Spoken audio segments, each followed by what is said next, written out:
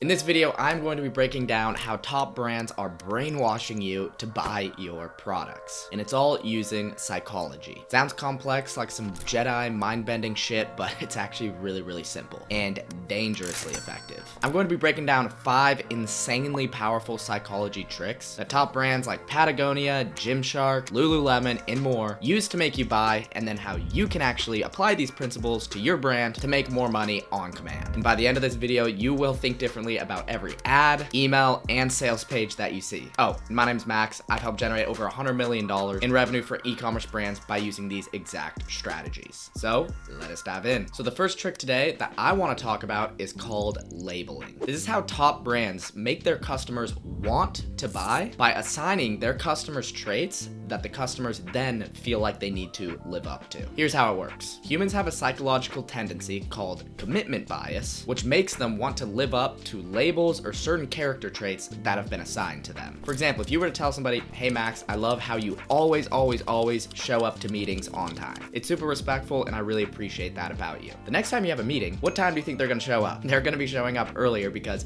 you just hyped them up and assigned them that character trait that they're that guy who always shows up to meetings on time. So he's gonna be there because he doesn't want to ruin his reputation. Now let's actually apply this to marketing and how you can use this today to make more money. Let's say you use recycled materials in a lot of your clothing, like Patagonia, who have actually used this trick on me. What you could do is assign your customers the character trait of being an environmentally conscious person. So if I wanted to use this labeling trick in marketing messaging for Patagonia, I would use a line like this. As an environmentally conscious person, you probably specifically choose to shop products that are made out of recycled materials that give back to our planet. Boom, that customer is hooked. Why is that? They were assigned the trait of an environmentally conscious person, and what does an environmentally conscious person do? They only buy from brands who use recycled materials. And who uses recycled materials? Us. So now they're backed into a corner to actually only buy from us. Another example, if you're selling premium supplements, you might say something like this. As somebody who treats their body like a temple, you likely make sure you are only putting the best of the best supplements in your body. And then you go on to talk about how your supplements are third-party tested and they are the best of the best. And that person reading that is like, yeah, I do treat my body like a temple. I have that trait, so I have to live up to that trait with my actions. So yes, I'll buy your product. Think about your customer, assign them a trait that aligns with your brand, and they'll start printing money for you with every message that you send. And that is labeling and commitment bias. Next up, the second hack that I want to talk about is kind of dark, and it's called negativity bias. This one's genius, slightly evil, but it works. Negativity is humans' tendency to focus on negative things more than positive things of equal magnitude. For instance, the emotional effect of losing a $20 bill is much more intense than that of finding a $20 bill. Two completely different things. Now, brands can use this strategically to make their products irresistible. Now, here's how this once got me. A weightlifting supplement brand pitched one of their products, and this is what they said. You put in 5 hours per week at the gym, sweating, grinding, and putting in all this work. However, you may be throwing it all away, throwing away your gains by skipping out this post-workout complex. And I read that and I was like, oh shit, I don't want my workouts to be wasted. I'm putting in all this work. I don't want to lose the gains that I'm getting. So I bought their product before I even realized what they did. Notice how they didn't pitch the gain that I'd be getting from taking their post-workout recovery. They didn't say, hey, you're gonna put on 10% more muscle. Boo. No, they focused on the loss. Me losing my time of 5 hours per week and throwing that all away. So you can apply this by thinking about what your customer wants to avoid, what are their fears, and position your product as the thing that protects them from that loss. And watch your conversions skyrocket. Just another quick one that you can use literally tomorrow to make more money. Instead of doing a simple 20% off sale, that's just boring and that doesn't play psychologically into any triggers in humans, because that's a gain that somebody is getting that doesn't hold as much weight as if we took something away from them. So what if we said something like, you've got $15 of credit in your account right now. It is expiring tomorrow. Place an order above $100 and your credit will be granted, but you have to use it by tomorrow. Completely different framing. So what they did was they gave me the credit. So I have it, and if I don't buy, then I lose that credit forever. That just holds so much more weight.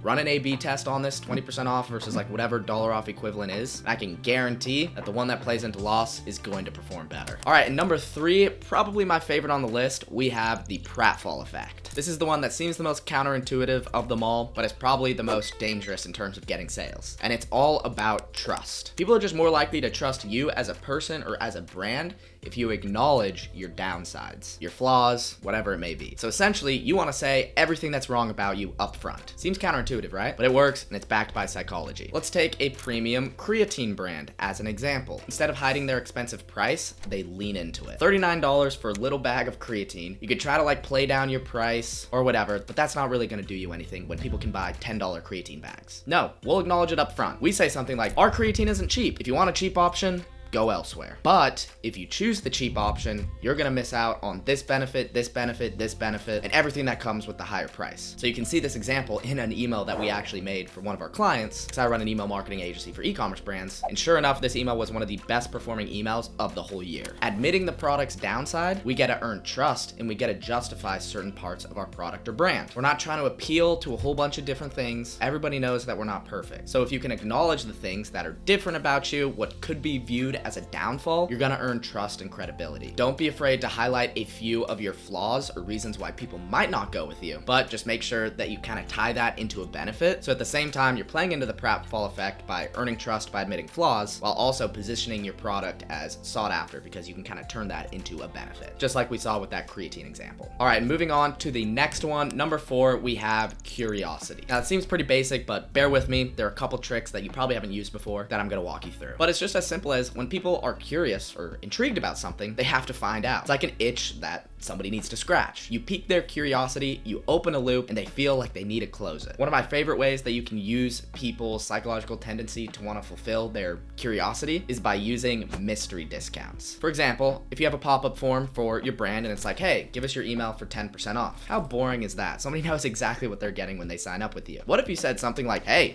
you've got a mystery discount? Notice how I also said you've got? This is playing into negativity bias, because if somebody denies the pop-up that I'm giving them in the offer, that means they're losing out on it because I said you've got it. The mystery discount is just so much more fun. You've got this discount, sign up with your email and find out what it is. Boom, amazing. A different way you could use kind of like a mystery is by doing a mystery discount. I see brands do mystery discounts at checkout where they'll say something like, use code mystery at checkout to unlock a mystery discount. And then it could be anything like free shipping or just like 5% off or like a free item with your order. Something like that, because it'll get people on the website to check out an item, go to checkout, apply the discount just to see what it is. And I literally did this the other day because I was curious what offer they were giving. But also curiosity is very, very important for things like teasers or subject lines or preview text that are in your email marketing. Instead of saying things in your subject lines like, our products will make your skin glow. No, you're giving them everything right there. You need to give people a reason to actually click and open your email or click your ad or something like that. You want to say something like, there's one thing that dermatologists recommend to make your skin glow. Or you could follow that up with like, it's not what you think. You could have like the biggest lie in the dermatology space, and that could be your subject line. People are going to be curious to find that out, rather than having your subject line being X ingredient is holding you back from glowing skin, because there would be no reason for that person to click. You already told them everything in the subject line. So make sure that you always have curiosity if there's another step that you want the customer to take action on. Curiosity drives clicks, and clicks drive sales. And then finally, let's talk about the 5th psychological trick that can make you more sales, and it kind of ties into a lot of the ones that we talked about before, and it is commitment bias. This kind of ties into labeling at the beginning, where you assign somebody a trait, they're committed to that, and they have to follow through. And that's exactly what commitment bias is. But you can apply this just with actions. When somebody starts doing something, they're much more likely to follow through. So what does that mean? In all your marketing, you want to lower that first barrier to entry, because if there are certain steps that the customer has to take,